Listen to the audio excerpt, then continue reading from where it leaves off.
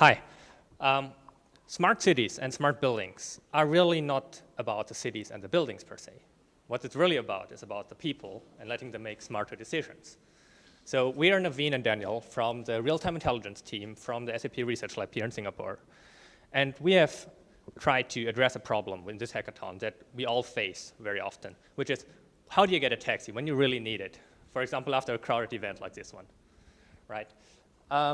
So we looked at all the data that we could get, all the data that's around us, and how could we use this to solve the problem better. In particular, we use the Singtel data, right? So we have a mobile phone in our pocket, or maybe even two. So we actually know where people are moving around in the city. And we use the LTA data to model the taxi behavior on the street, because there was not really real taxi data. So we just took this data and simulated it. So let us show you the solution that we did. We took all this data, we visualized it in real time, so that people could see where the free taxis are around them, so they have the confidence to see where the taxis are.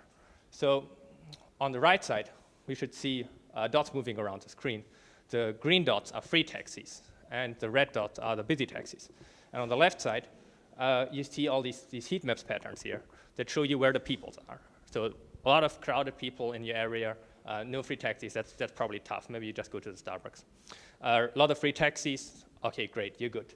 And for the people, they could actually see where the taxis are, they could click on it and flag the taxi down. Compare that to the current booking apps where you probably get a taxi that's 10 kilometers away, instead of the free one that's just around the corner. And for the taxi operators and for the taxi drivers, they could see where the people are and where they can pick up new passengers. Okay, so then just imagine what we could do if you had even more data. For a crowded place like Suntec City, just after a big event or a big conference or concert ends, if we had the schedule of the venue, then we could not only show what's happening now in real time, but we could even predict what's happening in 30 minutes from now. So we can even make smarter decisions and make Singapore a really, truly smart city.